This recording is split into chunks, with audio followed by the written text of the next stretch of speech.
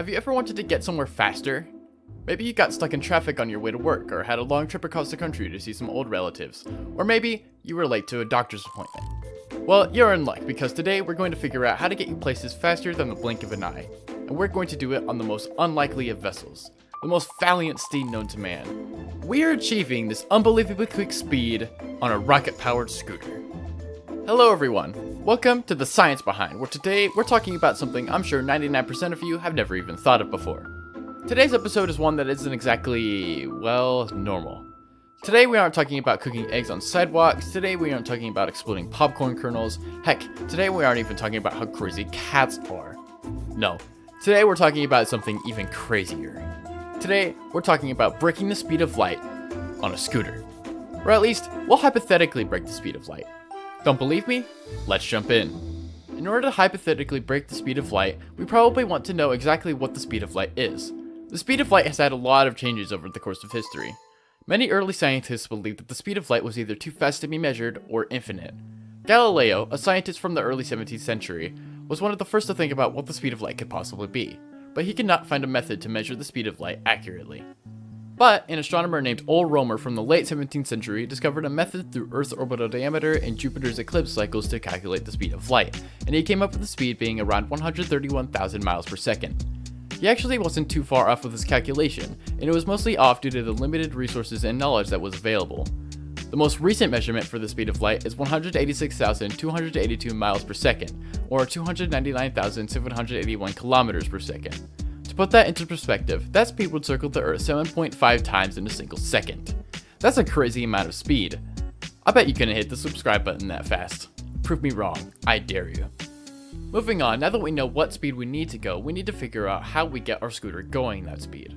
Unfortunately, this is where our problem comes in. You see, there aren't actually any rocket engines yet that could possibly go that speed to begin with.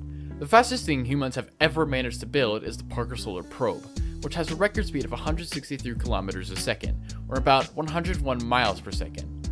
That is 0.0005% of the speed of light. That is embarrassingly minuscule compared to the speed we want to get. Now, although it isn't technically possible to get anywhere near the speed of light with the technology we have today, if we use hypothetical science, the best kind in my opinion, we can figure out exactly what we would need if we wanted to go the speed of light. A solution that immediately crossed my mind was, if the Parker Solar Probe is the fastest thing humanity has ever built, surely as long as we get more probes we could reach the speed of light, right? Well, no.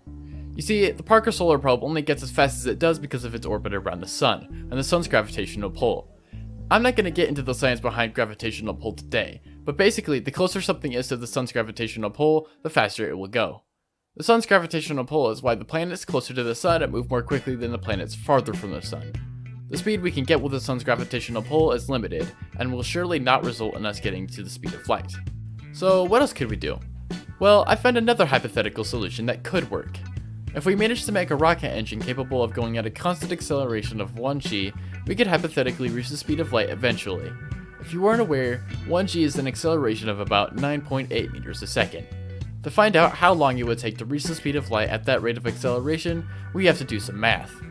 I don't want to bore you with the details, so I'll speed this next portion up, but if you want to double check me on my math, you can slow it down.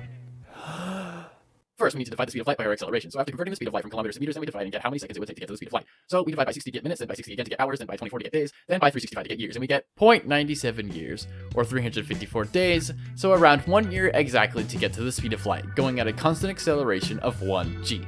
Now that we've sped past the problem of how to reach the speed of light, we should probably know the limits and effects of what happens when we do. Now, according to Einstein's theory of special relativity, nothing can go faster than the speed of light, and the speed of light is the universal speed limit.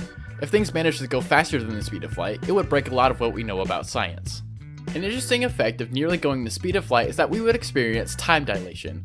According to Einstein's theory of special relativity, things with greater speed experience time slower, but it's only really noticeable with incredibly large-scale speeds, like the speed of light, so don't worry about time traveling 60 years while going on your next plane ride. So now, whenever you're late for your next doctor's appointment, you know you can hop on your rocket-powered scooter and get there faster than the blink of an eye.